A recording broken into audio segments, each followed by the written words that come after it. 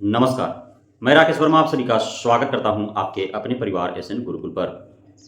बिहार में बीपीएससी आयोग के द्वारा योग्य व काबिल शिक्षक शिक्षिकाओं की भर्ती हुई है।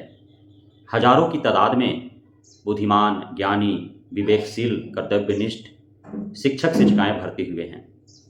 चूंकि बीपीएससी आयोग के द्वारा जो शिक्षक या शिक्षिकाएं भर्ती होकर के आए हैं, उनमें एक अलग ही प्रकार की सनद है कि वे बीपीएससी आयोग के द्वारा आयोजित प्रतियोगी परीक्षा उत्तीर्ण करके शिक्षक या शिक्षिका बने हैं। उनमें एक अलग सा गर्व है खुद पर कि वे एक नई मुकाम हासिल कर चुके हैं अपने जिंदगी में। नए नए प्रयोग कर रहे हैं जब भी वे कक्षाओं में किसी भी विषय को पढ़ा रहे हैं। अलग अलग विषयों के शिक्षक या शिक्षिका के द्वारा अलग अलग प्रकार के तरकीब अपनाए जा रहे हैं विषय वस्तु को पढ़ाने समझाने के लिए। साथ ही जो वर्तमान परिदृश्य है हमारे राज्य का, हमारे देश का, चाहे वह परिदृश्य सामाजिक हो, आर्थिक हो, राजनैतिक हो, उससे जोड़ करके भी अपने कक्षा के छात्र छात्राओं को पढ़ाने का प्रयास कर रहे हैं। भले ही शिक्षक शिक्षिकाओं को यह अंदाजा न हो कि उनके द्वारा जो उदाहरण पेश किए जा रहे हैं, उनके द्वारा वर्तमान में घटित घटनाओं से जुड़े हुए जिन बातों को बताया जा रहा है, वर्तमान देश के परिदृश्य और हालात से जोड़ करके जिन वक्तव्यों को कक्षाओं में बोला जा रहा है, उसका दुष्परिणाम क्या होने वाला है, और वे इस प्रकार के भूल बारंबार कर रहे हैं। और ऐसे भूल करने वालों में सर्वाधिक संख्या शिक्षिकाओं का है। शिक्षिकाएं ही नित नए नए तरकीब अपना रहे हैं, नए नए प्रयोग कर रहे हैं, और राज्य और देश का जो वर्तमान हालात है, परिदृश्य है, सामाजिक राजनीतिक, उस पर अपनी सक्रियता निभाते हुए ऐसे ऐसे उदाहरण पेश कर रहे हैं जो उनके नौकरी के लिए खतरे बन जा रही है। मैंने पूर्व में एक वीडियो बनाकर के आप सभी को बताया था कि किस प्रकार से मोतिहारी में एक शिक्षिका के द्वारा वहां पे 3 मुहावरे का जो अर्थ समझाया गया, वह बिहार के वर्तमान में घटी घटना से जुड़ करके थी। क्योंकि आप सभी को पता है, छपरा सिवान में अभी जहरीली शराब के कारण दर्जनों लोगों की मृत्यु हो गई और सैकड़ों लोग गंभीर रूप से बीमार हैं। दर्जनों के आंख की रोशनी चली गई।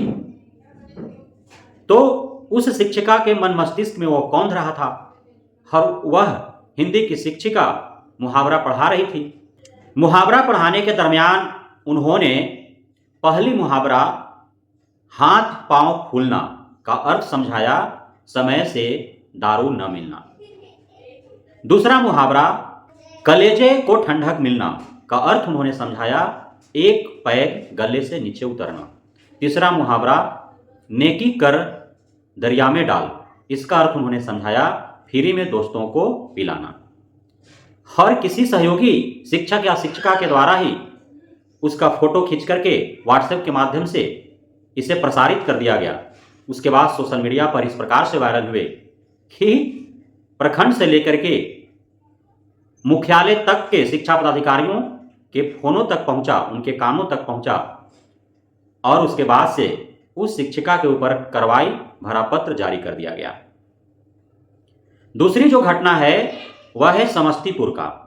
समस्तीपुर के 2 शिक्षिकाओं के द्वारा जो ऑनलाइन अटेंडेंस बनाए जाते रहे लगातार निरंतर, उसमें कहीं पेड़ का, कहीं पौधा का, कहीं फूल पत्ती का, कभी मास्क का, कभी किसी और वस्तु का फोटो अपलोड किया जाता रहा।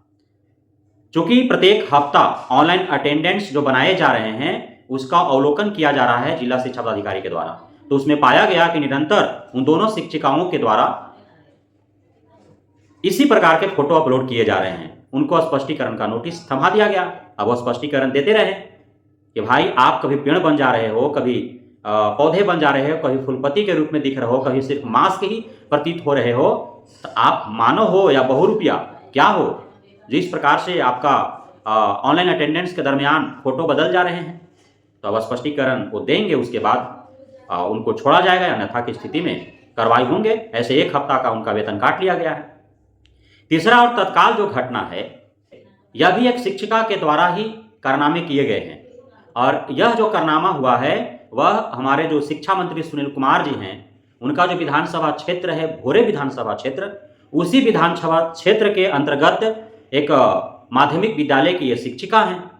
और इनके द्वारा जब अनुवाद पढ़ाए जा रहे थे, क्योंकि अंग्रेजी की शिक्षिका और अपने कक्षा में अनुवाद सिखाना पढ़ा रहे थे, उसमें इन्होंने एक अनुवाद दे दिया बच्चों को, देश के प्रधानमंत्री पिछले 10 वर्ष से मूर्ख बना रहे हैं, इसका अंग्रेजी में अनुवाद करें। अब चूंकि 9वीं 10वीं के बच्चे, 11वीं 12वीं के बच्चे तो बड़े हो जाते हैं, उनको राजनीतिक समझ होने लगती है, पार्टी पॉलिटिक्स से उनको थोड़ा बहुत मतलब भी होने लगता है। अब जब इस प्रकार के अनुवाद दिए गए तो वे जा करके अपने घरों में अपने गार्जियन से बता दिए, गाँवों में लोगों से बता दिए। और उसके बाद अब जब मोदी जो भक्त होंगे, जो भाजपा समर्थक होंगे, उनको काफ़ी कष्ट पहुंचा और उन लोगों के द्वारा लिखित शिकायत दे दी गई डीओ ऑफिस में।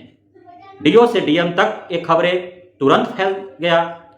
अब उसे लेकर के इनको भी नोटिस थमा दिया गया कि आप क्यों ऐसा अनुवाद पढ़ा रहे थे, आपकी मानसिकता गलत थी, आप एक राज्यकर्मी हैं, एक लोक सेवक हैं, और लोक सेवक के पद पर होते हुए और आप अपने ही देश के प्रधानमंत्री का इस प्रकार से कटाक्ष करें, उनका आलोचना करें, यह कतई भी शोभा नहीं देता है, और वो भी अपने कक्षाओं में अपने विषयों को पढ़ाते हुए। तो अब उन पर भी कार्रवाई होगी। तो इस प्रकार से कारनामे हमारे जो महिला शिक्षिकाएं हैं उनके द्वारा लगातार किए जा रहे हैं। अब देखना यह होगा कि इन तीनों मामलों में अंततः कार्रवाई किस हद तक होती है। लेकिन जो भी हमारे सरकारी विद्यालयों में पढ़ाने वाले, चाहे वो शिक्षक हो, शिक्षिका हो, मजाकिए लहजे में ही सही, लेकिन इस प्रकार से कटाक्ष करने को लेकर, इस प्रकार से किसी विषय वस्तु को पढ़ाने को लेकर के आप बचें।